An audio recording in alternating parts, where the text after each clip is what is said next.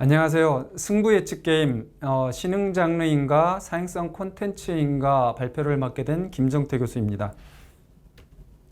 자, 저의 이제 준비한 강연 내용은 첫 번째가 왜 승부 예측 게임인가. 그래서 win probability 이게 이제 영문 표현이거든요. 그 부분하고 그거를 서부 유럽에서는 이제 판타지 스포츠라는 용어로 씁니다.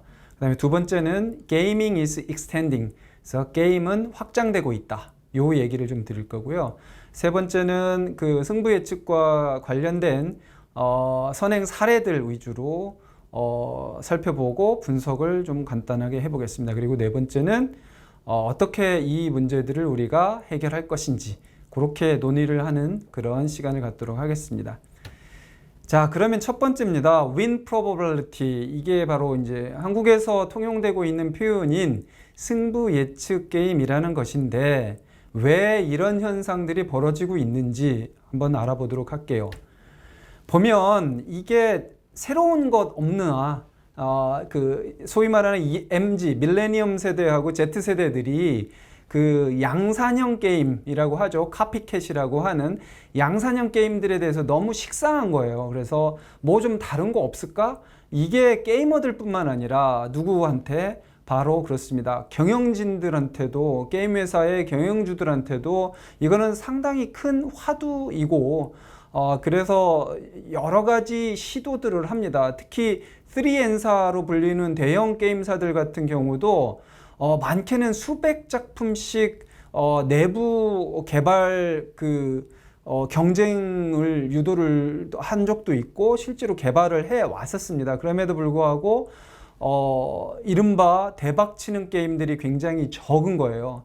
그러다 보니 이러저러한 이유로 인해서 현재도 이 양산형 게임 쪽으로 게임 개발사들이 개발을 이어가는 이런 형태가 된 거죠. 그러다 보니 게이머들 입장에서도 또 RPG야 라든가 또 저런 게임이야 라는 어떤 그 좀 지겨워하고 식상해하는 그런 느낌들이 좀 많습니다. 그러다 보니 이제 자연스럽게 어떤 소셜 카지노라든가 아니면 이제 오늘 얘기 드릴 그 승부 예측 게임에 관한 어떤 관심도들이 이제 자꾸 집중이 되어 가는 거라고 이렇게 볼 수 있겠습니다.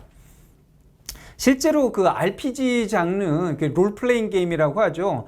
그 RPG 장르의 그 현황들을 좀 아주 적나라하게 나타내는 자료입니다. 이게 한 2주 전 자료인데 2011년 8월 11일 기준 자료 보면은요. 한국에 있는 구글 플레이 매출 순위 기준으로 한 14등, 15등까지를 보면 거의 90% 가까운 그러한 순위의 상위 순위의 게임들을 볼 수가 있습니다. 그래서 뭐 이때 당시에 이제 오딘 바랄라 라이징이 굉장히 높은 순위에 올라와 있었고 리니지니 그다음에 제2의 나라 그다음에 여러 가지 이제 뭐 쿠키런 킹덤 바람의 나라 연 뭐 이런 식의 그 리니지 형제들이 아직도 득세를 하고 있다. 뭐 이게 어떻게 보면 우리나라 그 게임 그 현 주소 중에 하나다 이렇게 보일 수 있습니다. 그래서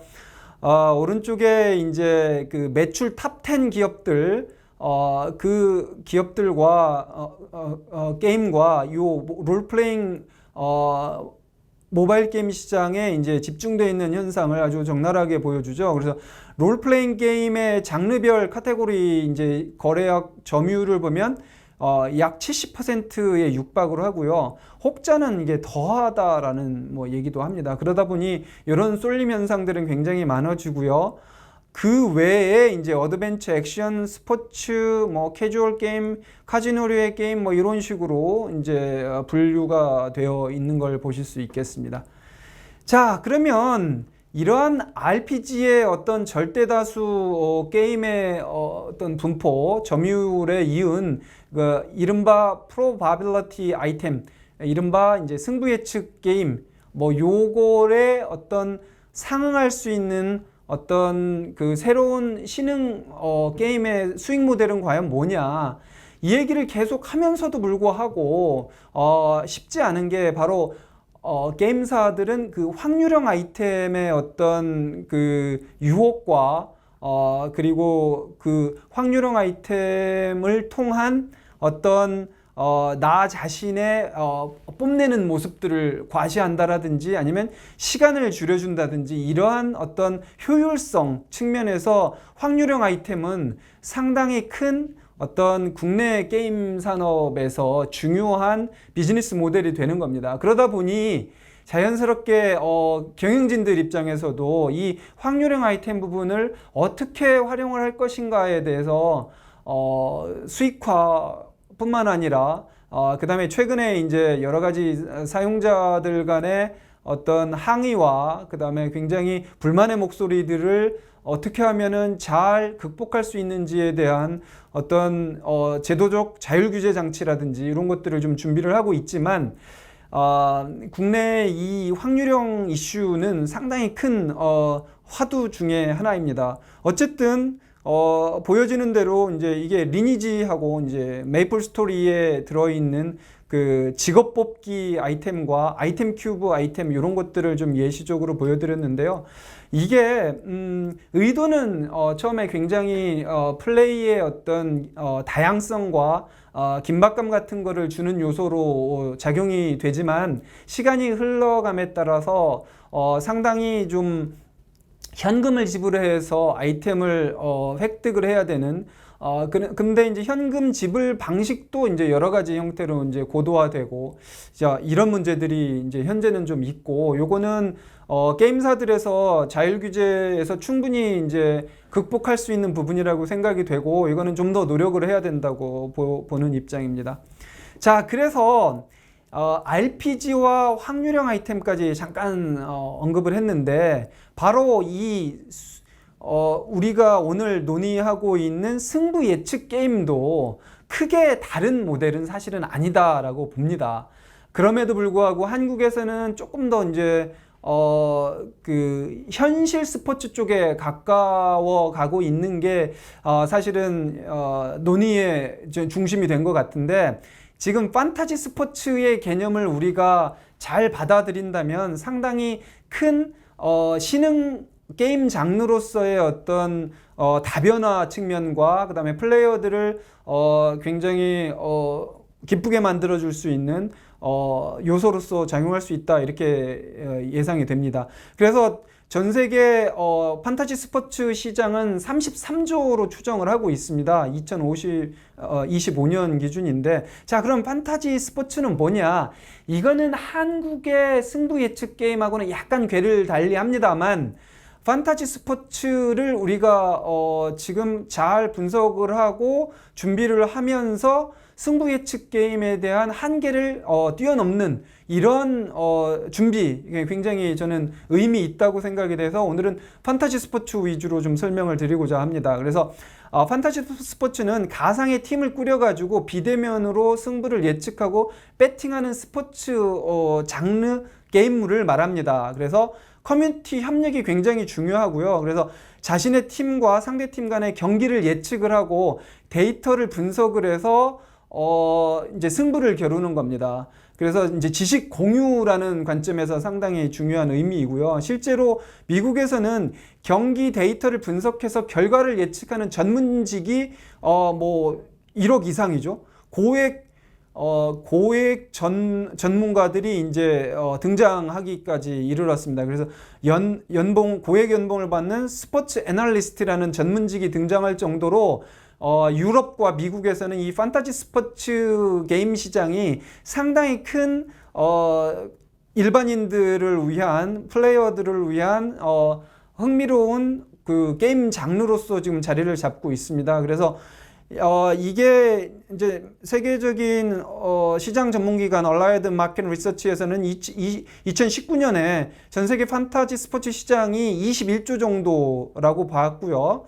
그래서 팬디올이나 드래프트킹스 같은 경우는 연 매출이 수조 원에 달하는 그리고 연평균 15% 이상의 성장세를 거두고 있고요. 인더스트리얼 리서치에서는 아까 설명 잠깐 드린 대로 33조 원 정도로 2025년에 다다르면 이를 것이다 이렇게 얘기를 하고 있는 상황입니다. 자, 그런데 어떠냐? 한국에서는 이런 그 판타지 스포츠로서의 어떤 시장 다변화 같은 거를 진출에 좀 한계가 있는 상황이죠.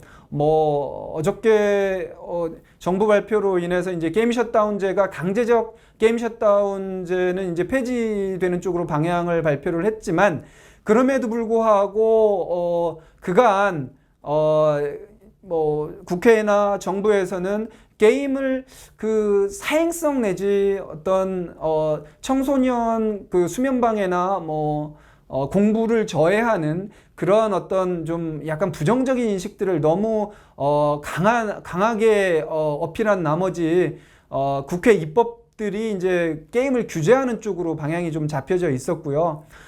그런 상황에서 이제 최근에 이제 강제 셧다운제를 이번에 이제 폐지하려는 수순은 굉장히 바람직해 보입니다만 어쨌든 그것 외에도 한국에서는 상당히 많은 그 게임 규제에 대한 어떤 제도적 장치도 있고 그다음에 부처 간의 어떤 조율 같은 것들이 좀 다소 모호한 측면이 있는 게 사실이다. 그래서 이 부분에 대해서는 우린 좀 고민을 굉장히 많이 해야 될 부분이라고 봅니다. 그래서 특히나 최근에 이제 블록체인 기술 같은 경우는 굉장히 전 세계적으로 그 중요한 그 미래형 기술임에도 불구하고 블록체인 게임 같은 경우는 한국에서 서비스를 못하고 있다라든지 뭐 여러 가지죠.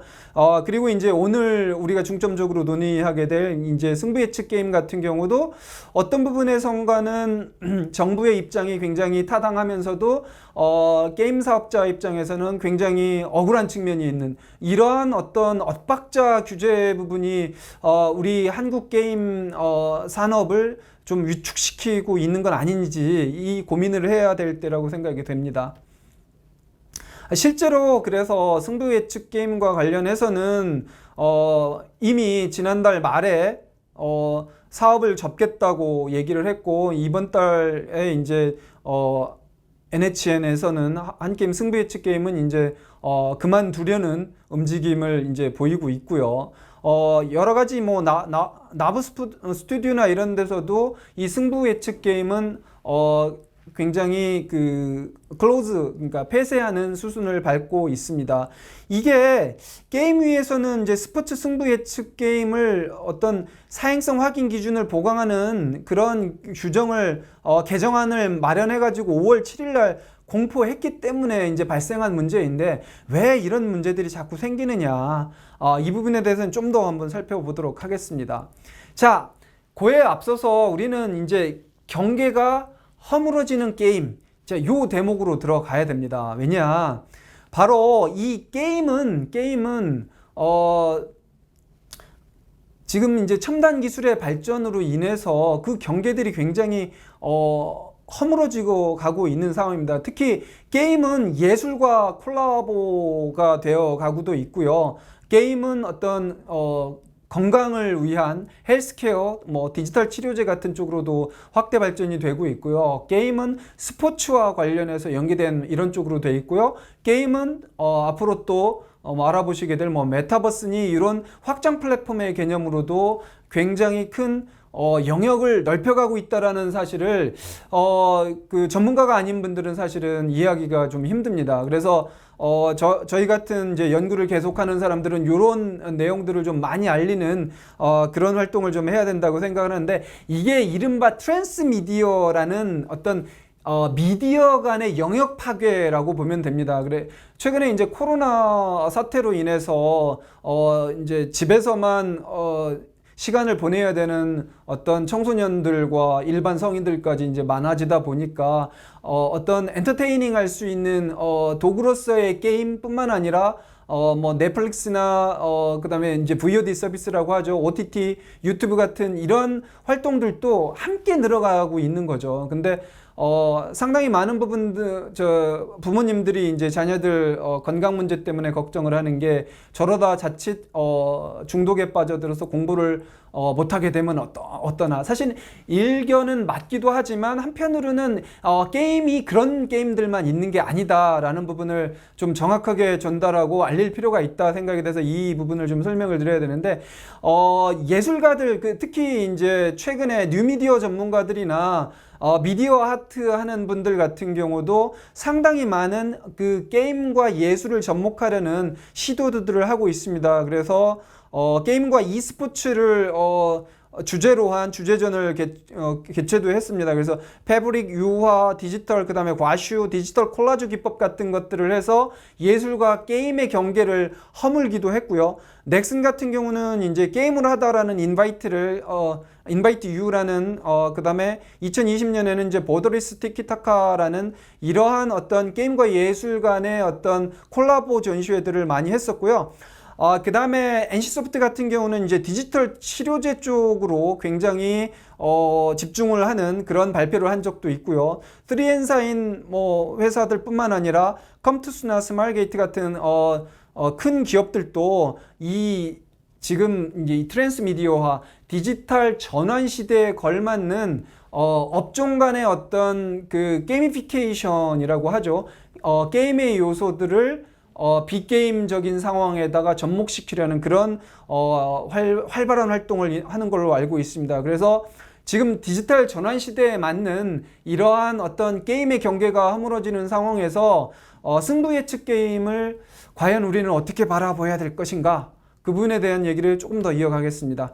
그래서 디지털 치료제 얘기는 앞에서도 잠깐 언급을 했지만 지금 또 이제 말씀을 드리면 디지털 치료제는 이미 아킬리라는 미국에서 만든 우울증 치료 ADHD 청소년 그 집중력이 떨어지는 청소년들을 위한 식약처에서 인증한 게임이 디지털 치료제로 이미 승인을 받은 상태입니다. 그래서 한국에서도 이 디지털 치료제로 코스닥 상장에 올라간 회사들도 있고요. 그래서 디지털 치료제는 디지털 기술을 이용하여 어떤 의료 기술과 건강 기술에 어떤 접목을 하는 개념이라고 보면 좋은데, 이 디지털 치료제를 만들다 보면 그 환자나 그 사용자들 입장에선 상당히 재미도가 떨어지는 거예요. 흥미도가 떨어지기 때문에 그 흥미를 유발시키는 도구로서의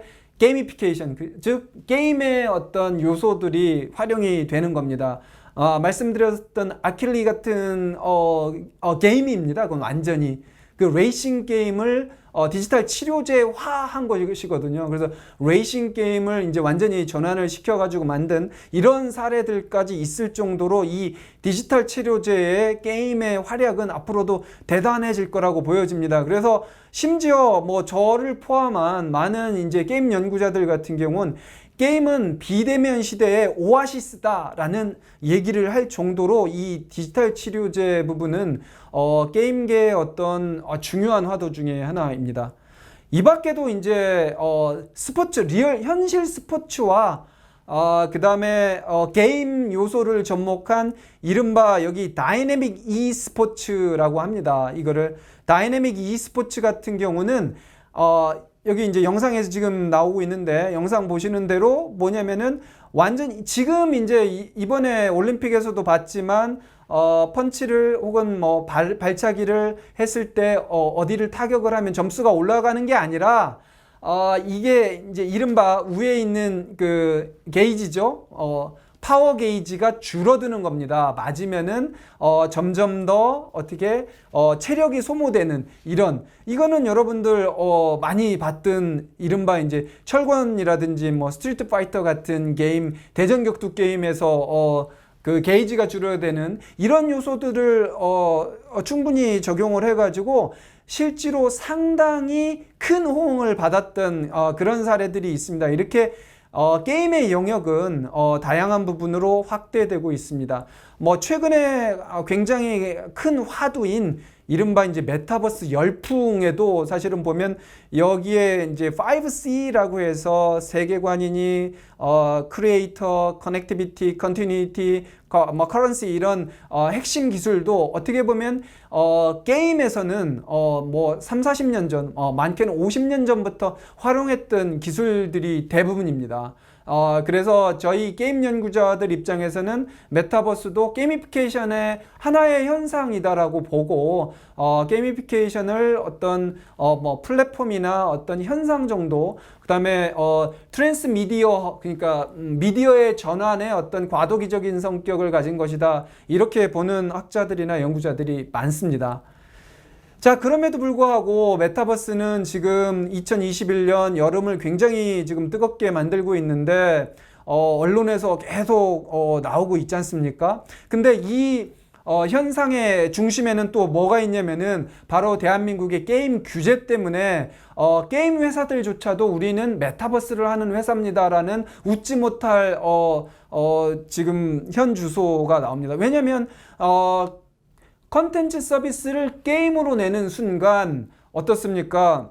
게임을 등급위원회에서 등급을 받아야 되는 그런 상황에 벌어지고, 등급받다 보면은 어떤 일이 벌어집니까? 청소년 관람 불가 뭐 이렇게 받아보면 굉장히 좀 힘들어지고, 그 다음에 등급을 받지 않는다 치더라도 자율 등급이나 이런 쪽에서 어떤 표현의 한계나 제약이 있기 때문에 아예 우리는 게임이 아니라 메타버스로 출시를 하겠습니다. 뭐 이런 어떻게 보면 상당히 서글픈 현실입니다. 게임을 게임이라 부르지 못하는 이러한 한국의 역설인데, 실제로 미국 같은 경우에서는 게임은 그냥 플레이라는 동격의 언어, 놀이 혹은 스포츠라는 말과 거의 대등한 관계의 표현으로 쓰입니다. 근데 한국에서는 아직도 이 게임에 대한 어떤 부정적인 견해들이 좀 많이 지배하고 있는데, 그래도 이 비대면 시대에 좀 많이 좋아지고 있는 건 사실입니다. 그래서 이 오늘 화두로 다시 돌아와서 승부 예측 게임, 이걸 어떻게 우리가 봐야 될 거냐. 잠깐 뭐 기사들 제목들을 좀 봤지만, 뭐 메타버스는 게임과 다르다고 하는데, 뭐 로블록스가 한국에 들어오면서 그건 게임 회사거든요, 분명히. 근데 어떻게 할 거냐. 그다음에 메타버스 뭐 이렇게 떠들기는 하는데 80% 넘게 적자다, 뭐 이런 기사들도 많이 있었고요. 그렇기 때문에라도 이 승부 예측 게임은 우리가 한 번 더 새롭게 좀 고민을 해봐야 된다. 그래서 승부 예측 사례를 잠깐 좀 짚어보도록 하겠습니다. 그래서 아까 설명드린 대로 이렇게 일단 미국과 유럽은요, 스포츠, 여긴 배팅이라는 표현도 별로 한국의 그 부분들처럼 대단하게 생각을 하질 않습니다. 왜냐하면 그거는 개인 선택의 문제다. 물론 이제 이 부분이 한국에서 이제 아케이드 게임의 사행성 사태가 뭐 15년 전에 있었기 때문에 그거에 대해서 굉장히 큰 어떤 지금 우리가 이제 트라우마 같은 게 있기 때문에 이런데, 어떻습니까? 한국에서 아케이드 게임 산업 그렇게 된 다음에 전체 플랫폼의 점유율을 보면 아케이드 게임 시장 규모는 1%에 지나지 않습니다. 60, 70%는 모바일 게임 쪽으로 다 쏠려가 있고요. 3, 40%가 온라인 게임이고요. 컨솔 게임이나 아케이드 게임은 1%밖에 안 돼요. 이게 정상입니까? 우리가 어떻게 보면은 4차 산업혁명 시대의 미래의 어떤 일자리 창출 이런 것들을 위해서 아케이드 게임이나 콘솔 게임 같은 부분들을 상당히 활성화시켜야 되는 그런 절체절명의 순간인데, 우리가 아케이드 게임이나 콘솔 게임에 손을 놓고 있는 사이에 지금 어떤 일이 벌어지냐면 주변 일본이나 뭐 대만이나 일본, 미국, 유럽 쪽에서는 아케이드 게임 시장은 여전히 건재합니다. 20, 30% 컨텐츠 플랫폼 점유율을 가져가죠. 그 중에 판타지 스포츠도 사실은 굉장히 큰 의미가 있습니다. 그래서 뭐 ESPN이나 CBS, 그다음에 NFL 같은 회사들조차도 판타지 스포츠를 장려를 합니다. 보이는 대로 뭐 폭스 스포츠나 야후 같은 경우도 이제 판타지 스포츠를 하고 있죠. 인도 같은 경우는 뭐 13, 4억 인구이긴 합니다만 9천만 명 넘는 플레이어들이 이 판타지 스포츠를 즐기고 있다고 해요. 3년여 만에 무려 60배나 이렇게 증가하는 상황이죠. 영국 같은 경우는 뭐 EPL 같이 판타지 리그에 아예 도입을 했고요.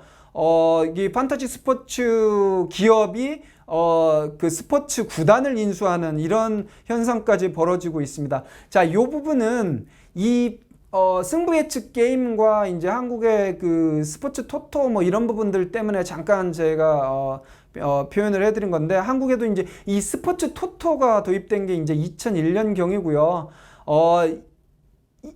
1923년 영국, 스웨덴, 스위스 이 유럽 국가에서는 이 스포츠 토토와 같은 이 현실 스포츠뿐만 아니라 이때부터 자연스럽게 판타지 스포츠를 게임 장르로서 받아들이는 그러한 어떤 그 자유도 창의성을 발현시키도록 정부에서 규제하지 않았다라는 부분을 말씀드리고 싶어서 이 장편은 준비를 했습니다. 자, 미국 같은 경우는 어떻습니까? 아예 스포츠 베팅, 이 판타지 스포츠 포함해서입니다.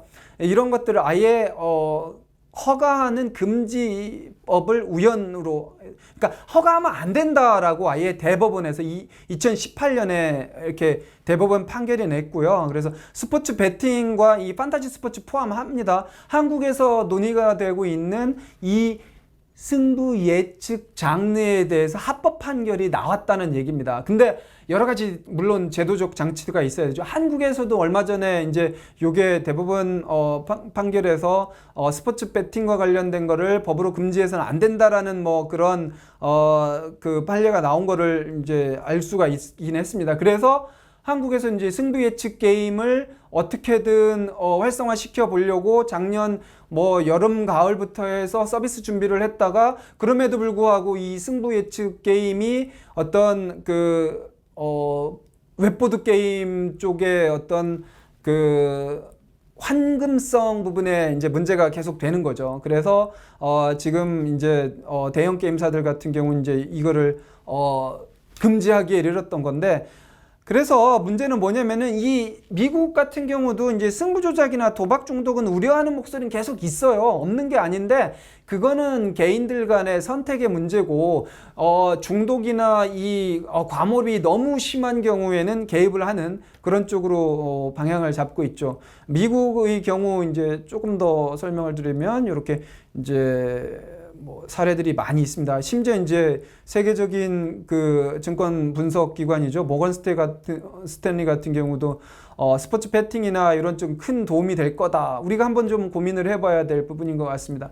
자, 유럽 상황도 마찬가지입니다. 뭐 레알 마드리드나 뭐 이런 데는 아예 그냥 비윈이라는 그 판타지 스포츠 기업, 이게 승부 예측 게임도 함께 운영을 하는 곳입니다. 이쪽을 아예 어디에다가 스포츠 유니폼에 이렇게 붙여가지고서 뛰는 그런 경우들이 있고요.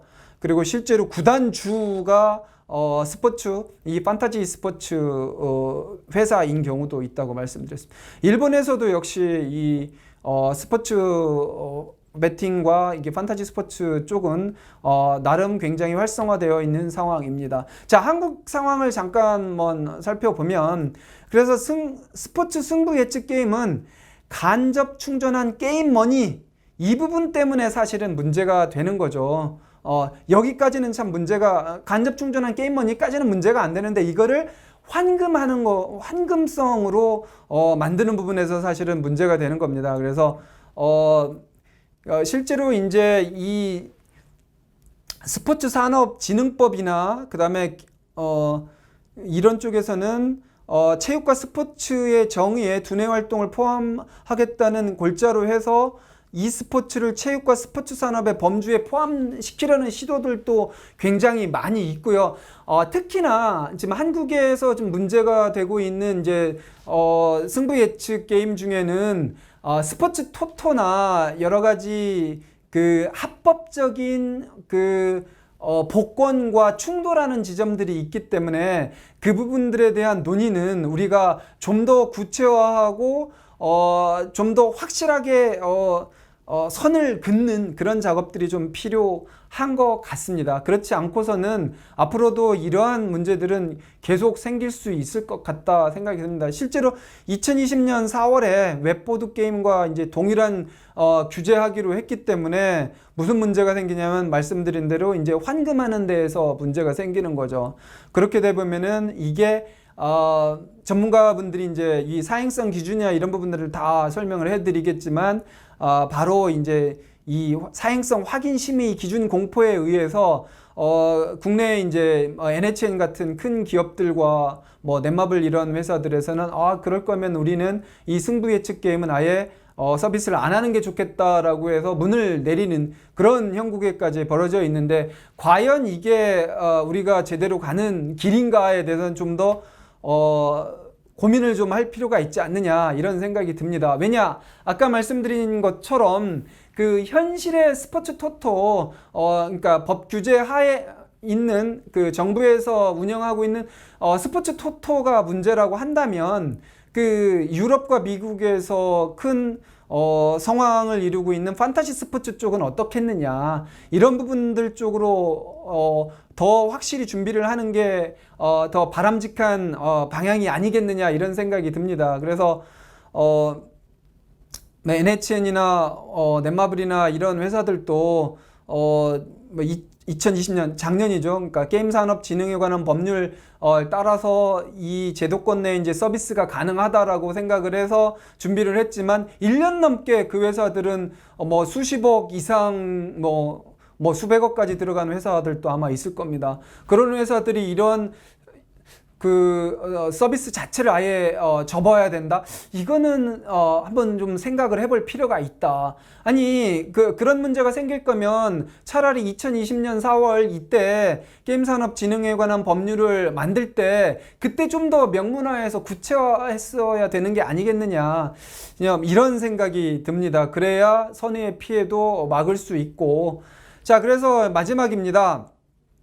자, 물론 지금 한국에서 논의가 되고 있는 승부 예측 게임은 사실은 스포츠 토토라는 어떤 정부의 그 복권을 침해하는 여러 가지 이제 사행성이나 뭐 우연이나 뭐 이런 소지들이 있는데, 그거는 제가 논하자라는 얘기가 아니고요. 아예 처음에 그러면 뭐 2020년 4월에 그런 게임산업진흥법상에 이런 승부 예측 게임 같은 게임을 서비스를 해도 되겠다는 여지 자체를 주지 말았어야 된다. 아니면은 그때 좀 더 확실하게 명문화를 하든지 아니면 네거티브 규제를 만들었어야 되는 게 아니냐, 이런 얘기입니다.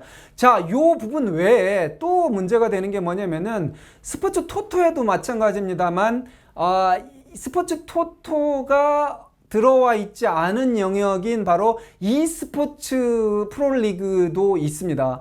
e스포츠 리그 같은 경우는 사실은 어떻게 보면 스포츠 토토로서 어떻게 서비스를 하지 않는 영역이기 때문에 한국의 e스포츠 게임사들이나 e스포츠 발전을 위해서 이거는 굉장히 잘 정교하게 다다듬으면 상당히 큰 수익 모델도 될 수도 있고, e스포츠 프로게이머들한테 안정적인 어떤 복지나 어떤 급여, 뭐 성과금, 뭐 이런 상금 이런 거 포함해서요, 활성화도 시킬 수가 있는 게, 왜냐면은 잘 아시다시피 롤 같은 e스포츠 좀 빅매치들 같은 경우는 수억 명이 관람을 합니다. 전 세계 유저들이 수억 명입니다.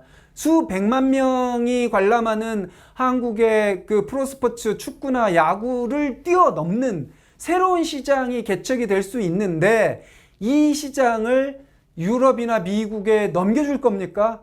아니란 얘기죠. 그런 맥락에서 우리는 승부 예측 게임 부분을 새롭게 어떻게 좀 잘 다듬고 계획을 해야 된다라는 개념입니다. 물론 여기에 선제적으로 우리가 주의해야 될 거는 바로 이제 승부 조작을 하는 프로게이머, 뭐 안 좋은 선수 이름은 있습니다만 지금은 아마 굉장히 잘하고 있는 걸로 알고 있는데, 이 승부 조작의 유혹들은 굉장히 많습니다. 자, 그래서 이제 설명을 드렸던 부분, 이 부분은 다 이제 말씀을 드린 거기 때문에. 자, 근데 여기서 또 하나의 이제 우리가 짚고 넘어가야 될 부분이 있습니다. 바로 뭐냐면은 정부에서 이 사행성 부분에 대한 지도 감독과 관리 감독을 정말 잘 하고 있느냐? 그렇지 않습니다. 온라인 지금 이제 사행성 관련해서는 게임산업법과 사투기에서 이제 사행행위 특별법이 적용돼서 관리를 하고 있는데요. 아시는 대로 요거는 이건 게임산업법에서 같이 관리를 하는 거는 저는 맞다고 보지 않는 편입니다. 게임과 사행성은 완전히 철저하게 분리를 해야 되는 게 맞다라는 게 제 지론이고요. 그렇기 때문에 이 디지털 전환 시대에 할 수만 있다면 이 사행성과 관련된 문제는 네거티브 규제로 가야 되는 게 맞다. 그래서 가버넌스 아키텍처를 제대로 좀 만들어야지 자칫 잘못하면은 이제 책임 전가를 계속 핑퐁 게임이 벌어지기 때문에 선의 피해자는 이제 게임사들이 고스란히 맞는 거죠. 왜 이 얘기를 더 드리냐면은 이제 비대면 상황이 길어지면서 집안에 머무르는 청소년 포함해서 어른들이 많다 보니까 이게 내가 게임인지 갬블인지 불법인지도 모르는 상태에서 이 사행성 컨텐츠와 사행성 서비스에 빠져드는 경우들이 무려 95%에 이른다는 결과가 있습니다. 이 얘기는 그렇기 때문에라도 게임 산업을 위해서라도 이 사행성, 이 불법 스포츠 도박이나 이런 부분은 확실하게 우리가 관리 감독을 하지 않으면 더 큰 피해자 게임 산업에 문제도 생길 뿐만 아니라 지금 여러 가지 이제 트랜스미디어 시대에 발생할 수 있는 문제들이 발생할 수 있습니다. 그래서 불법 스포츠 도박은 정말 90조 정도에 육박한다고 추정을 하고 있는데 이 부분을 철저하게 차단을 하는 그런 작업들이 필요하다고 생각이 됩니다. 그래서 실제로 이 도표에서 이 도표는 2018년 연구 논문인데요. 게임 산업이 이제까지는 20년 전에 15년, 20년 전에 사행성 아케이드 사태 이후에 자꾸 우리 발목을 잡고 있는 게 아닌가 좀 고민을 해야 될 때입니다. 한쪽에서는 메타버스니 4차 산업혁명이니 디지털 전환을 얘기하면서 그 디지털 전환 기술의 핵심은 바로 상호작용성 기술이고 서버 유지, 관리, 운영 기술이고 이런 기술들입니다. 그 다음에 그 가상경제의 가상 통화 운영 기술 이런 부분들이 바로 게임 기업들한테는 엄청난 노하우들이 있단 말이죠. 그렇기 때문에 15년 전에 그 잣대를 아직도 가지고 있으면 안 된다. 분명히 10년이면 강산이 변하고 15년이 지났으니까 강산이 한반 반을 바뀌었지 않습니까? 그리고 최근에 빅뱅 터지고 있는 이제 메타버스 같은 현상들 이런 것들을 보면 이제 게임 산업을 긍정적이고 정치, 환경, 사회적 특히 경제적인 측면에서 우리가 좀 더 새롭게 추가해서 잘 되짚어 봐야 되는 게 아니겠느냐 이런 생각이 듭니다. 그래서 마지막 말씀드리면 이러한 게임을 15년 전에 사행성 아케이드 사태에 자꾸 매몰될 게 아니라 수면 위로 전부 다 올리는 거죠. 그래서 네거티브 이제 샌드박스 규제도 좋습니다. 이런 우리가 이제 오늘 다루고 있는 승부 예측 게임 같은 경우도 좀 더 공론화를 철저히 하게 했어야 된다라고 봅니다. 그래서 정치적인 문제, 경제적인 문제, 사회적인 합의, 그다음에 여러 가지 환경적인 이슈 이런 것들까지 전부 다 맥락에서 짚어보고 토론이 필요하면 토론을 하고 그 기업의 얘기를 들을 거면 정확하게 들은 다음에 승부 예측 게임이 정말 문제가 된다고 했으면 이런 부분들은 절대로 하면 안 된다라고 아예 작년 봄에 2020년 4월에 네거티브 규제를 확실하게 했다라면 1년 넘게 서비스하고 고생해온 이런 기업들한테 누구는 그거를 위해서 전부를 걸고 집을 날리고 그랬을 수도 있단 말이죠. 그래서 앞으로 또 이런 일이 발생되지 않도록 우리는 이런 좀 네거티브 리스트 시스템이라고 하죠. 네거티브 규제로 확실하게 안 되는 것들을 좀 리스트가 많아도 저는 나쁘지 않다고 봅니다. 정확하게 지정을 해서 이런 것들 빼고 나머지는 다 해도 된다라는 확실한 네거티브 규제로 그 게임 산업 전체를 좀 바라봐야 되지 않겠느냐. 그리고 말씀드린 대로 2, 30조 원의 시장은요. 국내 게임 산업이 지금 15조, 16조, 뭐 올해는 한 17, 8조 정도로 보는데 우리 대한민국 게임 산업 규모의 2배 정도 사이즈가 판타지 스포츠 시장입니다. 그런 부분들도 잘 감안을 해야 된다면 이 승부 예측 게임에 대한 지금의 논의는 좀 더 심사숙고해서 미래를 바라보고 준비를 해야 되지 않겠느냐 하는 생각이 듭니다. 자, 긴 시간 함께 해주셔서 감사합니다.